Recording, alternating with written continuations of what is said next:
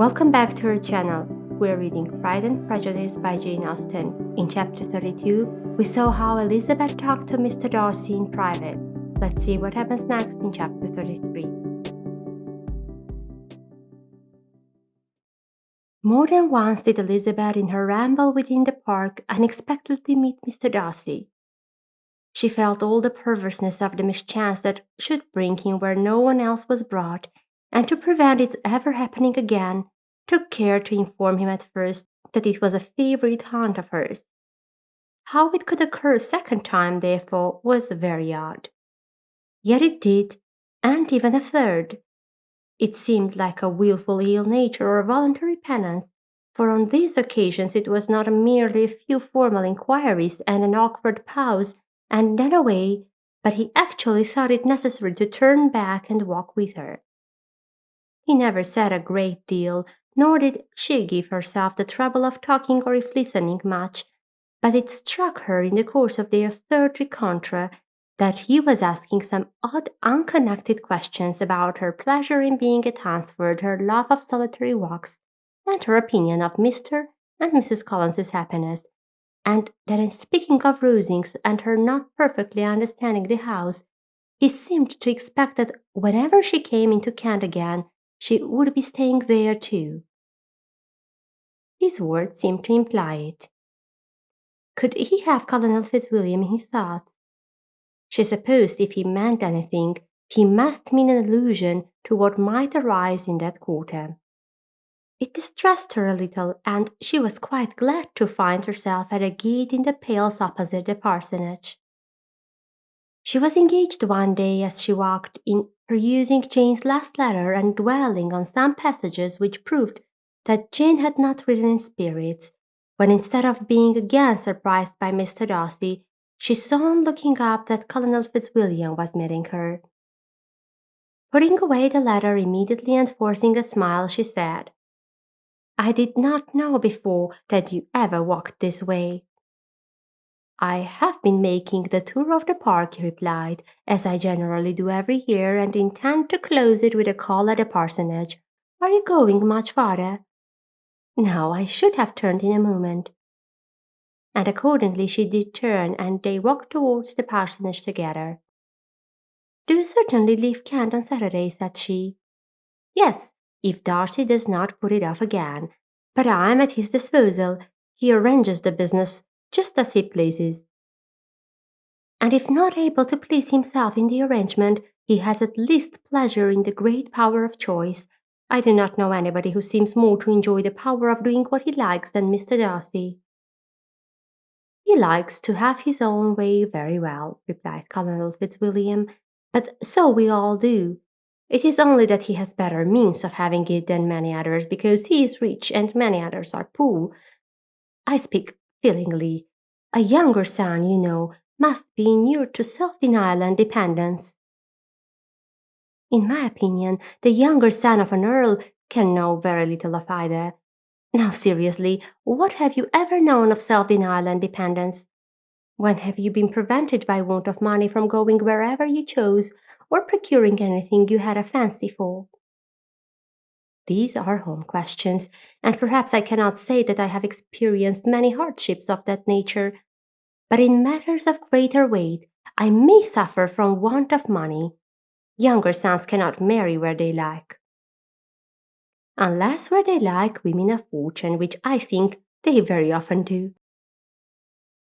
Our habits of expense make us too dependent, and there are not many in my rank of life who can afford Mary without some attention to money. Is this, thought Elizabeth, meant for me?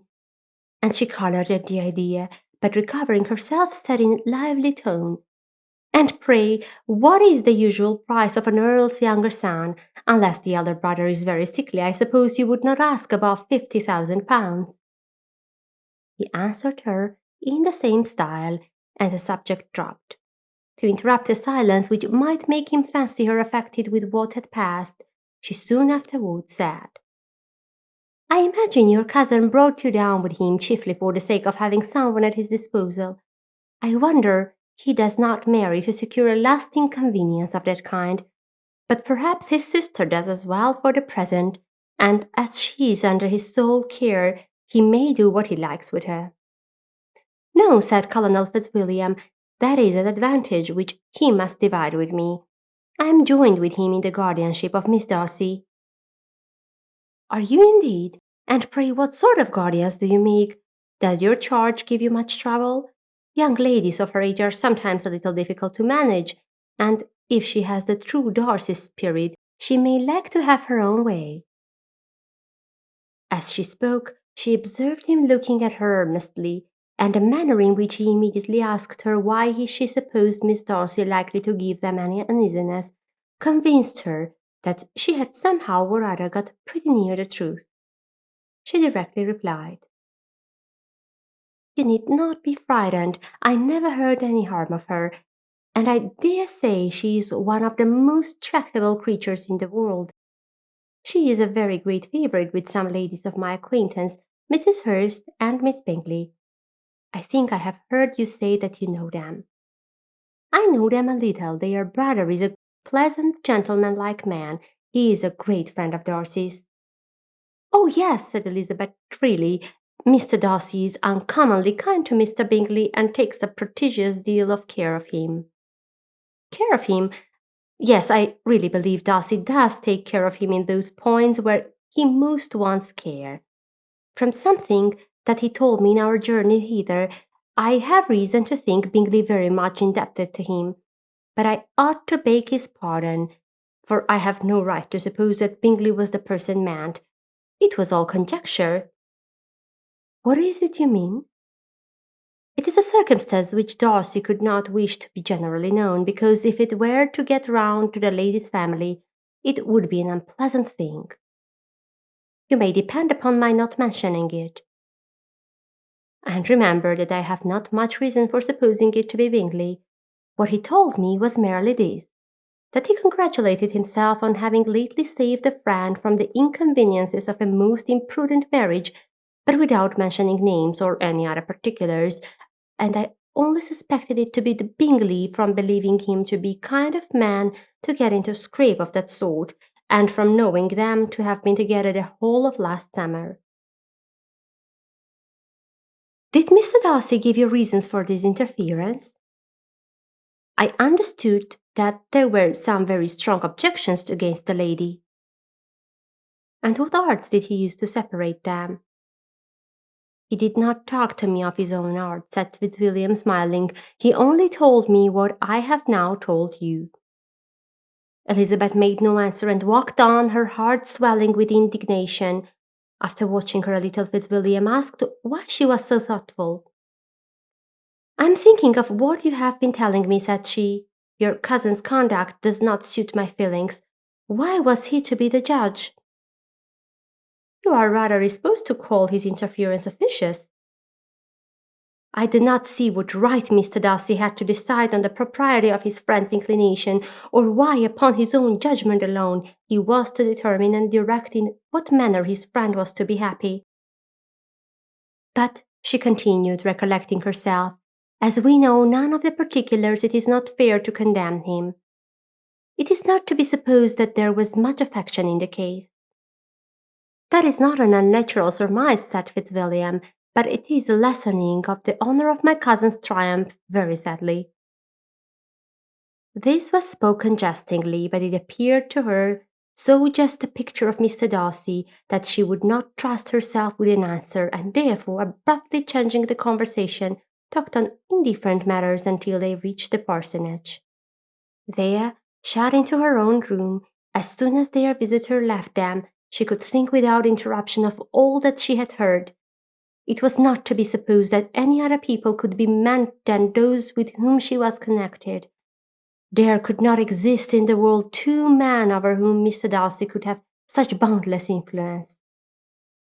That he had been concerned in the measures taken to separate Bingley and Jane, she had never doubted, but she had always attributed to Miss Bingley the principal design and arrangement of them.